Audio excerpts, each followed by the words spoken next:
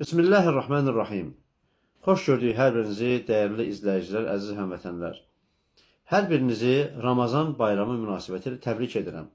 Allah subhanahu wa ta'ala bizdən də, sizdən də salih əməlləri qəbul etsin.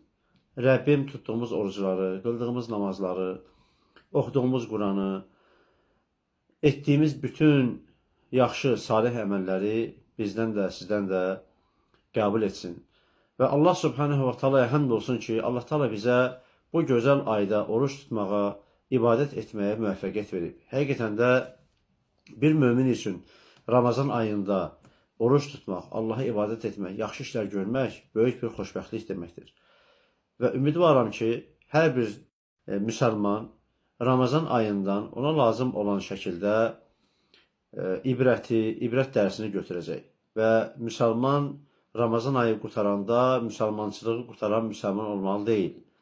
Biz ilimizin hər bir gününü Ramazan ayında olduğumuz kimi əməl salih, xeyirxah, Allaha itaət edən, Allaha baş əyən bəndələr olmağa çalışmalıyıq. Çünki Allah Taala'nın mərhəməti il boyu bizim üzərimizdədir. Əgər biz o qapını döysək, mərhəmət qapısını döysək, Allah subhanahu wa ta'ala bizə o mərhəməti nəsib edəcək.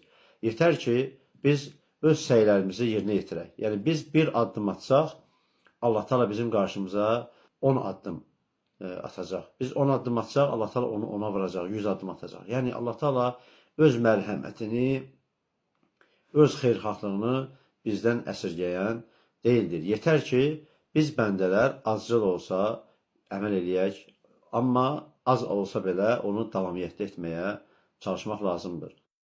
Və bir də ki, dəyərli izləyicilərimiz, əziz müsəlmanlar, dua etməyi də unutmayın. Bir çox müsəlmanlar Allaha dua etməkdən qafildirlər. Yəni, insan var, görürsən ki, aylarla əllərini açıb Allaha dua eləmir. İnsan var, illərlə əllərini açıb Allaha dua eləməyib.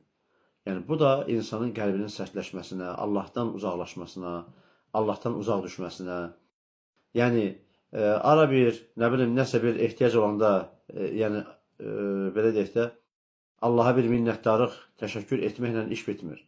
Mömin, müsəlman həmişə Allaha dua etməli, Allahdan istəməlidir və Allah subhanahu wa ta'ala da ondan istəyən bəndəsinə qarşı heç vaxt yorulmaz. Əksinə, Allah ta'ala həmin bəndəsi daha çox sevər, onu daha da ucaldar.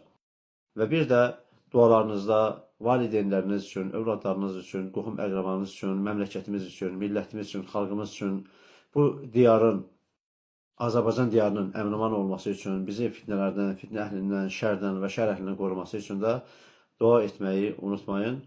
Allaha subhanahu wa ta'ala'ya yönələn kimsə, Allah Teala onu həmişə firavun edər və həmişə onu öz mükafatları ilə, öz rəhməti ilə, mərhəməti ilə mükafatlandırar ki, biz də bundan hər birimiz öz lazım olan payımızı almağa çalışmalıyıq.